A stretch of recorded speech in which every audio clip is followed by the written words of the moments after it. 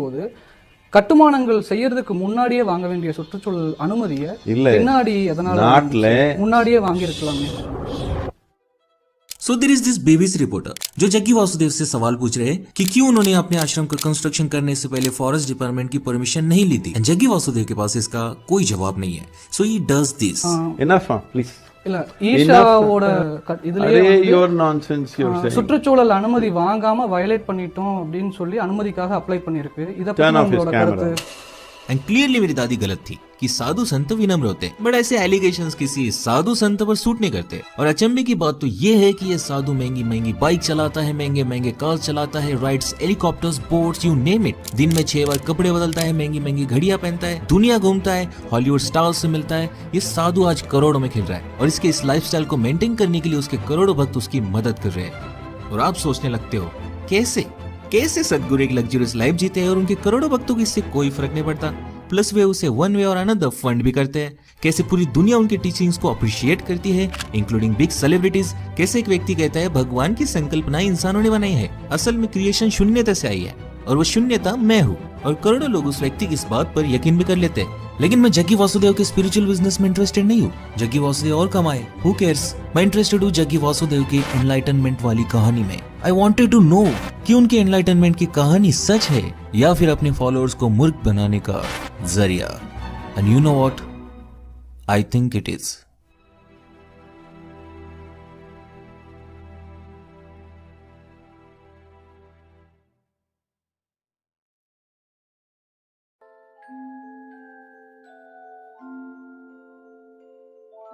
जग्गी जी अपनी किताब में लिखते हैं, एक दोपहर वे चामुंडील के एक पत्थर पर बैठे हुए थे. उनकी आंखें खुली थी पर अचानक उनके साथ कुछ तो होने लगा.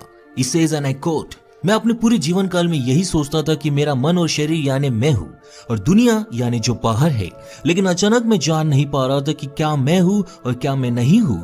जो सांस मेरे अंदर जा रही थी, जिस पत्थर पर मैं बैठा हुआ था, मेरे आसपास का माहौल, सब कुछ मेरे अंदर समा जा चुका था. जो मैं बन चुका था वो इतना बड़ा था कि वो हर जगह मौजूद था. टर्न्स आउट जग्गी वासुदेव को एनलाइटनमेंट मिल चुकी थी. उस घटना के बाद वही सिमिलर एक्सपीरियंसेस जग्गी वासुदेव के साथ फिर से होने लगी. जग्गी जी को तो पता नहीं था कि एक्सपीरियंसेस जो वे महसूस कर रहे हैं वे क्या है, लेकिन वे कहते हैं कि अब उन्हें परमानंद का सुख मिल रहा था. 7-7 घंटे गुजर जाते थे और उन्हें लगता था 2 ही मिनट गुजरे हैं. अगले 6 हफ्तों में यह अनुभव उनके जीवन की जीवित वास्तविकता बन गई, लिविंग रियलिटी. ये जो परमानंद वे अनुभव कर रहे थे, अब वे वही परमानंद सबको महसूस करवाना चाहते थे.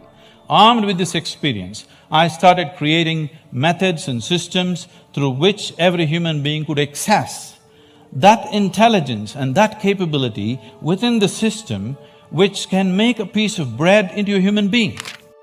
उन्होंने ऐसे मेथड्स इजाद किए जिनके माध्यम से वे लोगों को एनलाइट कर सके. उस मेथड का नाम था इनर इंजीनियरिंग. और इस मेथड को दुनिया भर में पहुंचाने के लिए उन्होंने non profit organisation Isha Foundation की शुरुआत की. जग्गी जी को बचपन से ही भगवान पर विश्वास नहीं था. वे अपने बुक एनकाउंटर द एनलाइटन में लिखते हैं, आप कृष्ण की पूजा करते हो क्योंकि आपके दादाजी ने आपको कहा कि कृष्ण की पूजा करो. ऐसी पूजा गलत है. अगर ऐसा व्यक्ति आपके समाज में रहने आ जाए तो आप उसे फांसी पर लटका दोगे क्योंकि आपकी माँ बहनें उसके साथ रास लीला करना चाहेगी और उधर क्या होगा आपको पता भी नहीं चलेगा. जग्गी जी ये भी मानते हैं कि दुनिया के सारे शास्त्र, धार्मिक किताबें, शिक्षाएं, फिलोसॉफीज जो लोगों ने कही या इजाद की है वे सब निरर्थक है. All the scriptures, all the teachings, all the philosophies, all the great things that people have spoken about, all of them are worth nothing. He says people go to temples and they hallucinate gods. लेकिन अगर इस दुनिया को भगवान ने नहीं बनाया तो फिर किसने बनाया? But according to Jaggi Vasudev, creation nothingness से आई है. When I say Shiva, don't imagine the calendar figure you've always seen. When we say Shiva, what it means, that which is not. So they say Shiva is a cosmic man lying down across the cosmos and he is nothing. He is not physical matter, he is nothing, but he is opaque. And then Shakti came and she danced around, a certain level of energy danced around. When Shakti danced around, he got irritated and he woke up. So he got angry and he roared. When he roared, the yoga says, he spat out galaxies. Then Shakti touched Shiva. When she touched Shiva, she gathered inertia, so she became more stable, which is what the creation is today. And now if you ask me Jaggi Vasudev को ये सब कैसे मालूम, then मैं आपको बता दूं, जब वे चामुंडी हिल्स पर एनलाइट हुए थे तो वे इस नथिंगनेस से जुड़ गए थे। As he said in his books, वे अपने किताबों में ये भी कहते हैं कि ये उनका चौथा जन्म है। 370 साल पहले वे एक स्नेक चार्मर थे बिल्वा, फिर वे एक योगी के रूप में जन्मे जिसका नाम था शिव योगी। शिव योगी मोक्ष की तलाश में था, पर एक दिन जब वो मेडिटेशन कर रहा था वह एक साधु आया, श्री पल्लनी स्वामी। स्वामी जी ने शिव योगी की एनलाइट होने की ख्वाहिश को पहचाना और उसके माथे पर अपनी छड़ी लगा दी और शिव योगी एनलाइट हो गया। लेकिन इसी के साथ शिव योगी एक ऐसे सपने का हिस्सा बन गया जो पिछले 15,000 सालों से पूरी नहीं हुई थी। Many thousand years ago, there was a yogi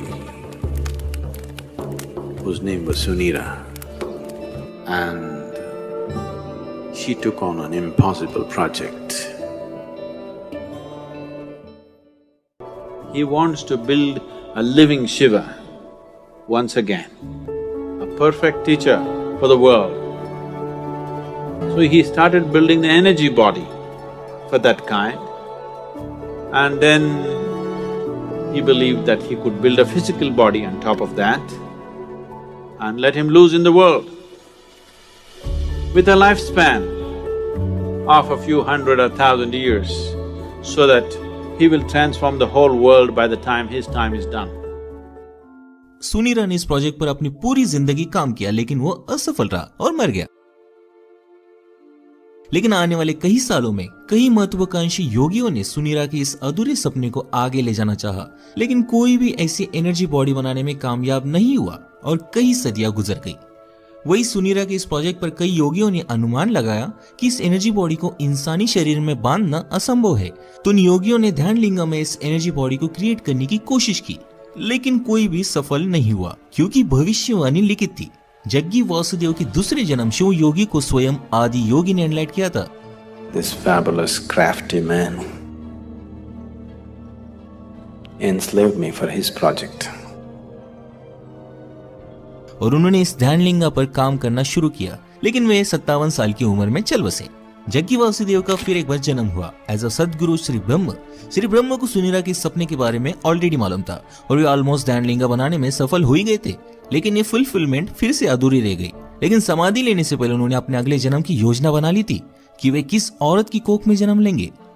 even जो अन्य 2 लोग उन्हें इस कार्य में मदद करने वाले थे, वे भी किन औरतों की कोख में जन्म लेंगे वे भी जाने से पहले वे नियोजित करके गए थे।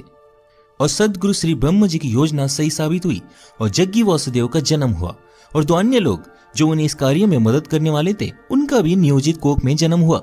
एक थी जग्गी वासुदेव की शिष्या जो पिछले जन्म में श्री ब्रह्म जी की शिष्या थी भारती, और दूसरी थी विजय कुमारी एके विज्जी जो स्वयं जग्गी वासुदेव जी की बीवी थी। अब तीनों ने इस 15,000 साल पुराने कठिन कार्यों को अपने हाथों में लिया। तीनों त्रिकोण आकार बना लेते थे, जिसका एक ही लक्ष्य था कि तीनों की लाइफ एनर्जी से ध्यान लिंगा की 7 ऊर्जा चक्रों को एक्टिवेट किया जाए और आखिरकार ध्यान लिंगा पवित्र हो जाए। लेकिन नियति ने फिर एक बार इस कार्य में बाधा डाल दी और जब ध्यान लिंगा अभिषेक की 95% प्रक्रिया हो चुकी थी और केवल ही के हफ्ते में ध्यान लिंगा एक्टिवेट हो जाता, विजय यानी जग्गी वासुदेव जी की बीवी की डेथ हो गई जो केवल 31 साल की थी।